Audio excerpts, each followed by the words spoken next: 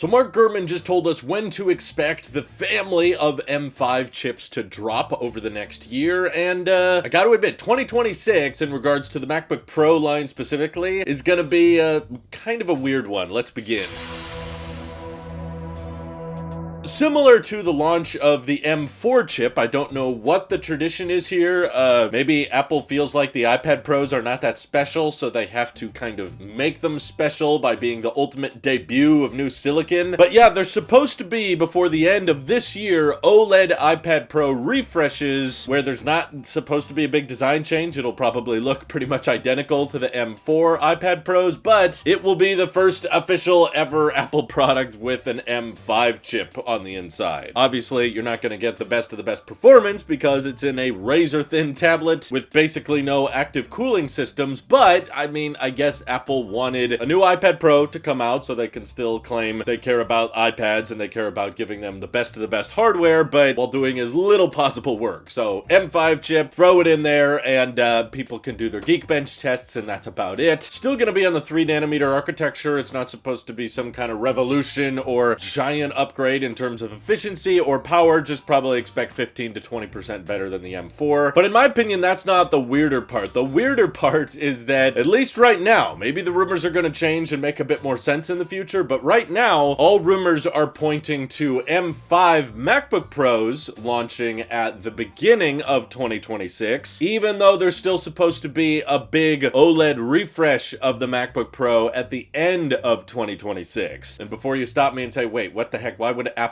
drop MacBook Pros at the beginning of the year just to refresh them again at the end? This did actually happen back in 2023, if you can remember. To be fair, it was a little different. It was specifically for the 14-inch and 16-inch MacBook Pros, but they refreshed them back when we had the M2 Touch Bar MacBook Pro. That came out in the summer of 22, but the M2 Pro and the M2 Max chips, they made their debut in the 14 and 16-inch MacBook Pros in January of 2023, even though the M3 lineup of MacBook Pros dropped in October of the same year. That's right, a 10-month life cycle for those M2 MacBook Pros. I remember so many people were so excited. They couldn't believe that there was an upgrade to the M1 MacBook Pros, which were already so good, only for their MacBooks to no longer be the latest generation after a mere 10 months. And I'm basically doing this video to kind of warn everybody that if you're planning on upgrading your MacBook Pro next year, there might be kind of a trickery at play within Apple where you get a false refresh where you're thinking, oh, M5 is the latest and greatest. Maybe there's minor updates like faster Wi-Fi, and they boast about how these are the fastest MacBook Pros ever. Maybe they up the default RAM, or there's a new storage option, and they will dominate the news cycle for a few days, and you might start to think, okay, this is the future-proof Mac I want to get, but there's still a very high likelihood that Apple's going to repeat what they did back in 2023. They might drop the refreshed, and by the way, not just a spec bump this time, but a redesigned version of the MacBook Pro at the end of 2026, likely November or late October, and those are supposed to be rocking OLED displays. They could be thinner, they could have different ports, and honestly, there's a decent chance they're going to be rocking M6 chips that might actually have a much more noticeable efficiency and performance boost than the M5 chips, which sound like a minor spec bump. So I warn you of that now, because there's a decent chance of those M5 MacBook Pros dropping around January or February. Honestly, in the grand scheme of the tech world, not that long from now, basically in the next 6 to 7 months. If you're thinking about it, well, just keep in mind that there might be the once or twice a decade MacBook Pro redesign, which we typically, again, don't see very often, near the end of next year, and that might come along with some performance gains as well. The M6 chip very likely could be that official jump to the 2nm architecture where we see better battery life and much more noticeable performance gains. So that's why I'm warning you about it today. Aside from that, yeah, Mark Gurman also mentioned there should be new iPads. The cheaper iPad Air is likely just getting a new CPU, as well as an iPhone 17e just rocking a new A19 chip. I don't really think they need to do that one. I would just keep the 16e at a lower price, but without much details, he also said in the first half of next year, they're going to be refreshing the Mac external monitor. He didn't say it would be the studio display, and he didn't say it'd be the Pro display. Maybe they're going to be combining the two. Maybe they're finally updating the Pro display after frickin' 7 years years. It's taken them way too long to get around to updating that thing. It's very dated now with how great mini LEDs and OLEDs have gotten on their iPads and MacBooks, so here's hoping we get an official, proper external monitor refresh next year. Maybe that's part of the M5 spec bump. They upgrade it with Thunderbolt ports that are good enough at outputting 120 hertz at 6K on those external monitors. That's what I've always wanted, but sadly, I've never got, so that could all be happening within the next year, so start saving those pennies if you're ready for a new MacBook Pro or new external monitor, because none of this stuff is going to be cheap, and feel free to let me know your thoughts on the OLED MacBooks versus the M5 spec bumps in the comments down below. And thank you to everybody supporting this channel directly. It seriously helps us out a ton, as does just watching these videos. So thanks again. This is your Apple Street Pure, and I will see you all in the next one.